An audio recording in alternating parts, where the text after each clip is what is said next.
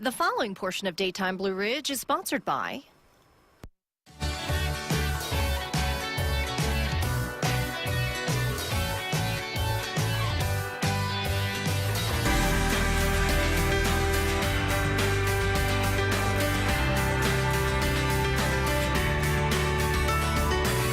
If you're looking for a place that has history, culture, and outdoor adventures all wrapped up in one location, look no further than Bedford, Virginia.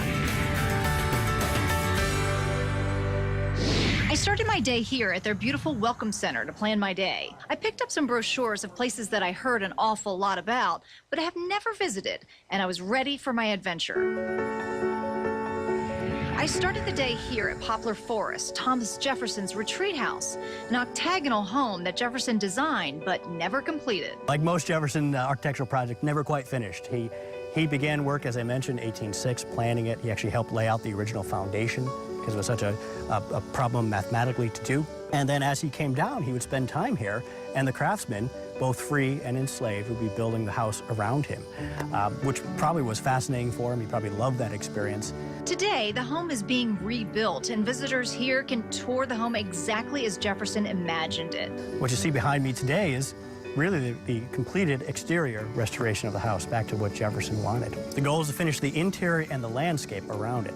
So we have several years ago on the work on the interior, and all the work is done by hand, by our craftsmen, using traditional methods and tools, and even in the way Jefferson would have wanted the house put together, piece by piece, element by element. Stand in the room where he slept, sit on reproductions of his furniture, and see the building practices of this era as its completion continues. On the property, archaeologists dig to uncover fascinating artifacts of the slaves who helped construct the main house. We're looking for the remains of a slave quarter that stood here sometime about the 1830s, maybe up to the 1850s.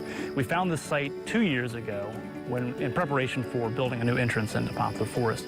We recognize that this is an important part of the history of Poplar Forest. We can tell the story of slavery at this site, and so we decided to preserve it, and rather than put the road through it, we routed the road around it. Daily discoveries like these ceramic pieces and buttons, remains of everyday life that helps them tell the story of Poplar Forest.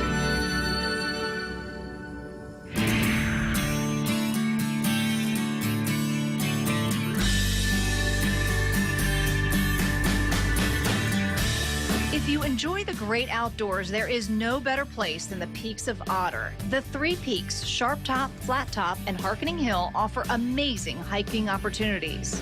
A definite must when you come to Bedford is the hike up Sharp Top Mountain. Now, you can hike the 1.5 miles straight up the mountain, or you can do what I do and take the shuttle.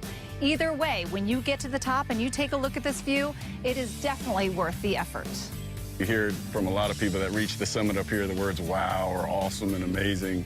I think a lot of words are lacking to describe the scenery that you see as well, and that's one reason I think this peak has been so popular for so many years. A lot of people come back year after year, and you know, they had a great first experience, or maybe even just a good experience, but enough that they wanted to come back and see it in a different season. And, you know, the scenery here changes as the days go by. Summer is a time of green. Fall is just every color you can imagine. In the wintertime, with the leaves off, you can see a lot further. The air is clear. You even see it in the snow and in the winter with icicles hanging on things, and then the wildflowers and just the touch of green of spring. Each of those things is worth coming back to see. Spend the afternoon exploring this area or stay a while. For your overnight accommodations, there is the iconic Peaks of Otter Lodge, which has been here for 54 years. All 63 rooms here have been recently remodeled, and new upgrades are being added. We just renovated the main lodge here. We just repainted it, new decor.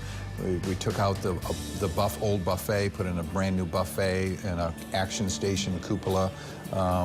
Changed this over to more of a lounge, as opposed to this was kind of just an extension of the dining room.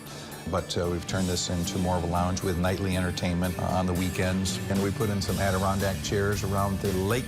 People love to come and sit by the lake. The restaurant here serves up breakfast, lunch, and dinner daily and offers a beautiful view as you relax and enjoy your food. These are just the few things that I experienced during my visit, but there's so much more. You can easily spend the day exploring the fascinating history at D-Day Memorial or enjoy the waters along Smith Mountain Lake. But no matter how you spend your day, you'll find something extraordinary right here in Bedford, Virginia.